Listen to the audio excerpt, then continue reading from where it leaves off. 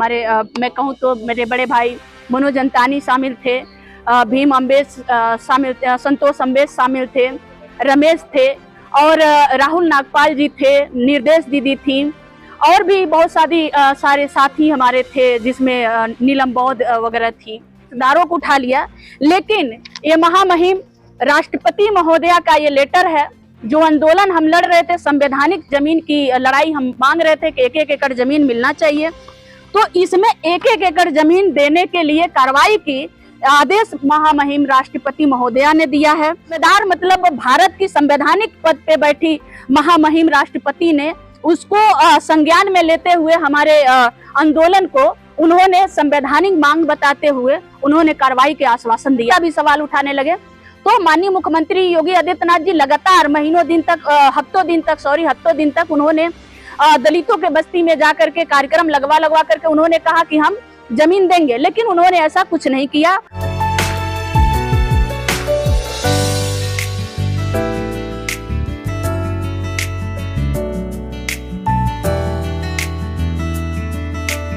बताइए कि जो भूमिहीनों के लिए आप लोगों ने आंदोलन किया था अम्बेडकर जन मोर्चा ने, उसमें क्या उपलब्धि, क्या सफलता आप लोगों को मिली है, तो थोड़ा दर्शकों को बताइए। आप दिल्ली आए हैं तो थोड़ा बताइए।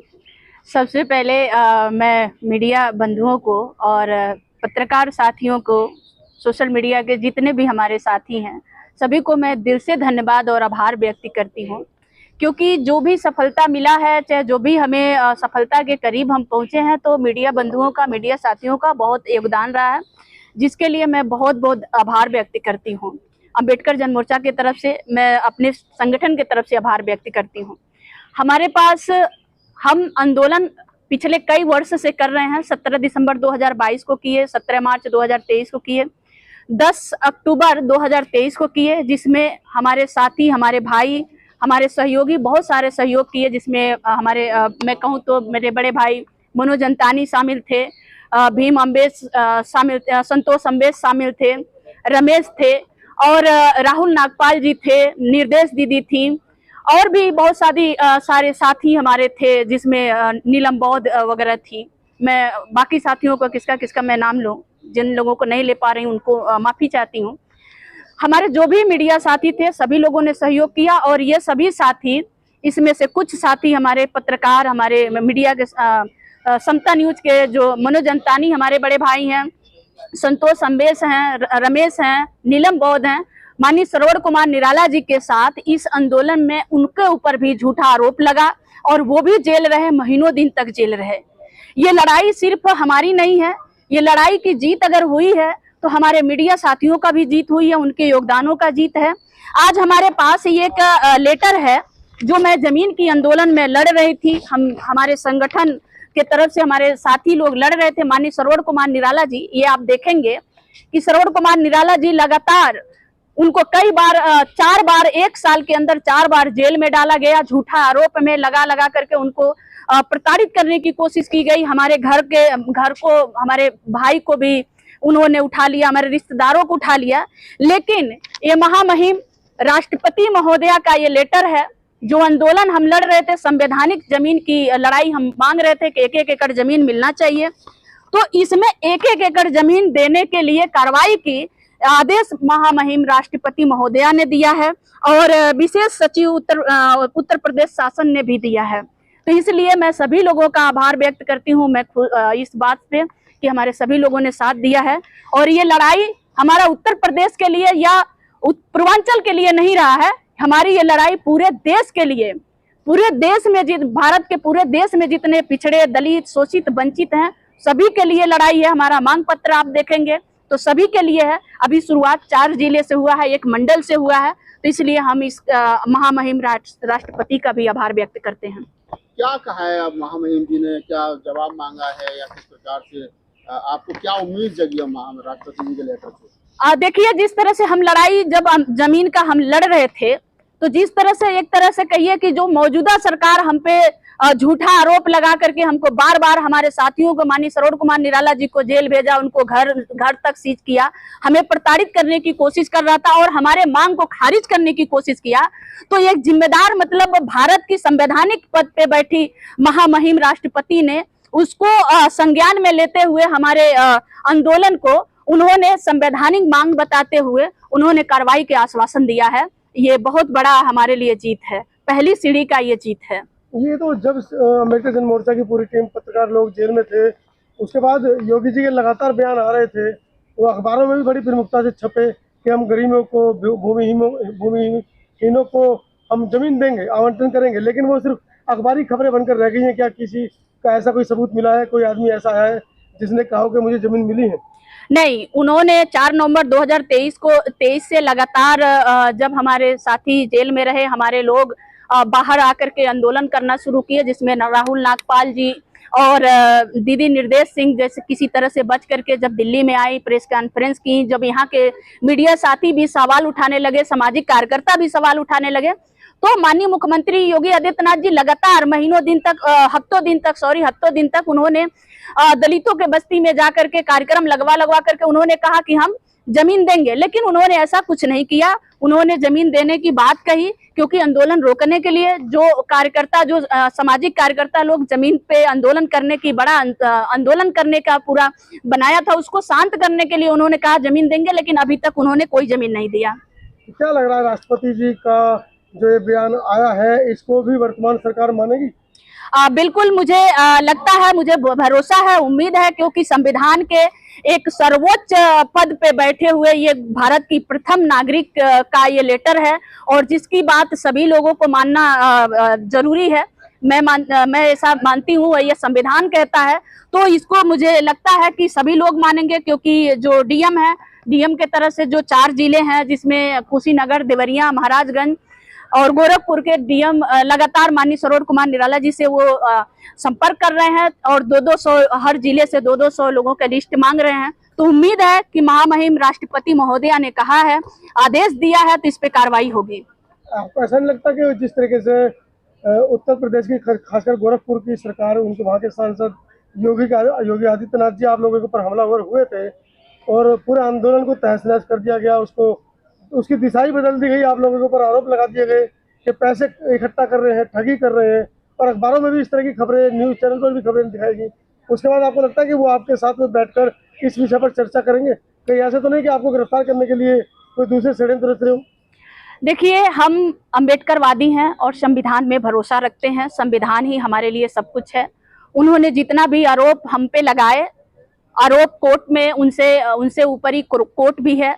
हमारा संविधान से कोर्ट या पूरा भारत चलता है, तो संविधान कोर्ट में उन्होंने कोई भी आरोप, अब वो उनकी पावर है, उनके पास पावर है, सत्ता है, तो हमारे ऊपर एफआईआर लगवाए, हम पे झूठा, उन्होंने कहा भी था कि गला दबाकर जान से मारने की कोशिश की गई थी कमिश्नर कार्यालय पर गोरखपुर में, लेकिन एक भी फुटेज, एक भी फोटो, एक भी कोई एविडेंस कोर्ट में उन्होंने पेश नहीं कर पाए, क्योंकि ऐसा हम लोगों ने किया ही नहीं। तो वो झूठ तो हम पे आरोप लगा सकते हैं, लेकिन हम अम्बेडकरवादी हैं। हमने बाबा साहब से, अपने महापुरुषों से संघर्ष करना सीखा है और ये संघर्ष तो हम लगातार करते रहेंगे, तब तक करते रहेंगे जब तक हमारे लोगों को जमीन नहीं मिल जाती। आपके जो मुकदमे दर्ज हुए हैं, जिनमें आप जमानत पर अभी चल रहे हैं, वो केस आप पे खत्म होगा या नहीं होगा? कोई आधिकारिक तौर पर कोई ऐसी बयान दिए गए हैं, नहीं दिए गए हैं सरकार की तरफ से? नहीं, हमारे तरफ से देखिए, सरकार ही हमारे ऊपर एफआईआर करवाया है और सरकार के इशारों पे ही, क्योंकि आप लोगों से पहले भी मैं कह चुकी हूँ कि हमारे ऊपर एफआईआर करके हमें गिरफ्तार नहीं किया जाता। ना ही सरोज कुमार निराला जी को अब तक 1 साल में 4 बार एफआईआर हुआ, ना तो उनके ऊपर भी एफआईआर करके गिरफ्तार किया गया। एफआईआर करने से 24 घंटे, 15 घंटे, 16 घंटे पहले उठाया जाता है, 15 घंटे, 16 घंटे गुप्त जगहों पे रखा जाता है, जबकि हमारी मौलिक अधिकार है। आप देखेंगे कि अनुच्छेद 21(1) कहता है कि आप किसको गिरफ्तार करोगे, कहाँ पकड़ोगे, कहाँ रखोगे, कैसे उसके परिवार को बताओगे, कुछ भी नहीं बताया जाता। तो वो लोग पहले गिरफ्तार करते हैं, फिर अपने आका से मीटिंग करते हैं कि कौन से कौन धारा लगाए जाए, कितनी बड़ी धारा लगाए जाए, फिर कितनी लंबे समय तक इनको जेल में रखा जाए।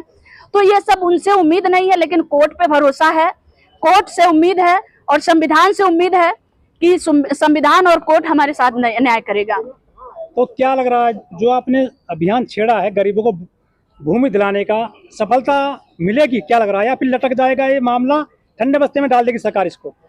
देखिए, उन्होंने हम पे लगातार एक साल, मैं वही कहूंगी कि एक साल में 4 बार FIR किए, निराला जी को 4 बार जेल भेजे और 2-2 महीने, 1-1 महीने, 15-15 दिन वो जेल रहे हैं। उनका घर भी सीज कर दिया गया था। लेकिन श्रवण कुमार निराला जी उस भी कितनी भी परिस्थितियां आई, चाहे मैं, हमारे संगठन के कोई भी साथी अपने आंदोलन से, अपने लड़ाई से पीछे नहीं हटा है। तो कहीं ना कहीं हमें उम्मीद है कि कहीं ना कहीं कितना भी ये करेंगे, हम लड़ते रहेंगे। हम संविधान में विश्वास रखते हैं, तो हमें उम्मीद है कि जो राष्ट्रपति महोदया ने कहा है तो लोगों को जमीन जरूर मिलेगी। लेकिन क्या रूपरेखा है आंदोलन की? भूमिहीन लोगों के लिए जो आप आंदोलन कर रहे हैं, घर बैठेंगे, लोगों से मिलेंगे, क्या करेंगे? वो फाइनेंसिंग कहाँ से हो रही है आपको, फंडिंग? देखिए, हमें कोई फंडिंग नहीं हो रही है। मैं पहले भी बता चुकी हूँ कि श्रवण कुमार निराला जी 20 साल से समाज में काम करते हैं। और मेरी बात करेंगे तो मेरे माँ का 2019 में हत्या हो गया है और मेरे पिताजी 2010 में डेथ हो गया है। मेरे पास कोई फंडिंग नहीं है, कोई सहयोग नहीं है। मेरे पास जनता है, जनता के लिए मैं काम करती हूँ, जनता के मुद्दों पे काम करती हूँ। जनता से मुझे आंदोलन करना होता है, जनता को मैं बताती हूँ, उनके अधिकार वो आ जाते हैं कहीं भी। मैं इस जो हमको 4 जिले मिले हैं, 4 जिले में 200 लोगों को जमीन देने की बात जो राष्ट्रपति महोदया जी के द्वारा कहा गया है, मैं इस आंदोलन को पूरे देश की आंदोलन बनाना चाह रही हूँ। ये उत्तर प्रदेश का, ये पूर्वांचल का आंदोलन नहीं है। हमारी मांग पत्र अगर आप देखेंगे तो पूरे भारत के लिए हम बात कर रहे हैं कि भारत में जितने भी दलित, पिछड़े, गरीब, शोषित, वंचित के लोग हैं, हम किसी जाति के लिए, किसी धर्म के लिए, किसी मजहब के लिए नहीं लड़ रहे हैं। जो गरीब है, जो शोषित है, जो वंचित है, सभी को शिक्षा समान मिलना चाहिए, सभी को चिकित्सा समान मिलना चाहिए। और जो भूमिहीन है उसको 1-1 एकड़ जमीन मिलना चाहिए। यह संवैधानिक अधिकार है, क्योंकि हर क्षेत्र में बराबर की भागीदारी है। तो किसी के पास हजारों एकड़ जमीन, किसी के पास 500 एकड़ जमीन, 100 एकड़ जमीन, और किसी के पास सर छुपाने के लिए घर बनवाने तक का जमीन नहीं है। तो ये तो संविधान के खिलाफ है, संविधान के हमारे मौलिक अधिकारों के खिलाफ है। तो इसलिए बाबा साहब की ये आंदोलन जो है, ये बाबा साहब की आंदोलन है। ये आंदोलन श्रवण कुमार निराला जी का नहीं है, अंबेडकर जन मोर्चा का नहीं है। ये आंदोलन बाबा साहब का है। बाबा साहब ने कहा था कि शिक्षित बनो, संगठित बनो, संघर्ष करो। बाबा साहब ने कहा था, और मानवर कांशीराम साहब ने कहा था, जो जमीन सरकारी है वो जमीन हमारी है। तो आज सरकार में ही लोग बैठे हुए हैं जो हमारे जमीनों पे कब्जा किए हैं। जो थोड़ी बहुत जमीन हमारे लोगों को मिली भी है, जैसे सीलिंग एक्ट के बाद जो पट्टा के किसी को 1 बीघा, किसी को 2 बीघा, किसी को आधा मंडा जो जमीन मिली है, उस पर भी सत्ताधारी लोग ही कब्जा किए हुए हैं। मैं बात करूं तो जब ये भारत में जब अंग्रेज आए थे तो यहाँ एक लॉर्ड कॉर्नवालिस कानून बना था। जो अंग्रेज चाहते थे कि भाई ये लॉर्ड कॉर्नवालिस कानून लगान वसूलने के लिए कि खेत से लगान ली जाएगी। और उस कानून को उन्होंने क्या किया, जो यहाँ के दबंग लोग थे, मनबड़ लोग थे, उन्हीं लोगों से उन्होंने कहा कि भाई इतने क्षेत्र में आप लगान वसूलोगे, इतने क्षेत्र में आप, उन्होंने क्षेत्र बांट दिया। जब भारत आजाद हुआ तो सब कुछ राजा राजशाही खत्म हो गया, राजा रजवाड़े खत्म हो गए। लेकिन मैं और जगह की बात नहीं करूंगी, उत्तर प्रदेश की बात करूंगी। तो राजा परवौना, राजा उनवल, राजा बासी, राजा सोहरतगढ़, भाई आज भी राजा रजवाड़ा क्यों है? उनके पास हजारों एकड़ जमीन है। मैं चैलेंज देकर के कहती हूँ, अंबेडकर जन मोर्चा की मैं राष्ट्रीय अध्यक्ष हूँ, मैं चैलेंज देकर कहती हूँ कि उनकी जितनी जमीनें हैं, चाहे 2 एकड़, चाहे 10 एकड़, चाहे 500 एकड़ जमीन है, आप उनके लीगल पेपर निकालेंगे तो किसी गुरु के नाम से, किसी कतवारू के नाम से, किसी मंगरू के नाम से ही निकलेगा, उनके नाम से नहीं है। तो इसलिए उन जमीनें, और वो लोग क्या किए, वो सत्ता में शामिल हो गए। तो जो पट्टा की भी जमीन हमें मिली थी, जो हमारे लोगों को मिली थी, वो आज तक कब्जा नहीं मिला है। तो अंबेडकर जन मोर्चा ये मांग है अंबेडकर जन मोर्चा की कि उनको कब्जा मिले, और जिनको जमीन नहीं मिली है उनको 1-1 एकड़ जमीन मिले। Thank you. मीटिंग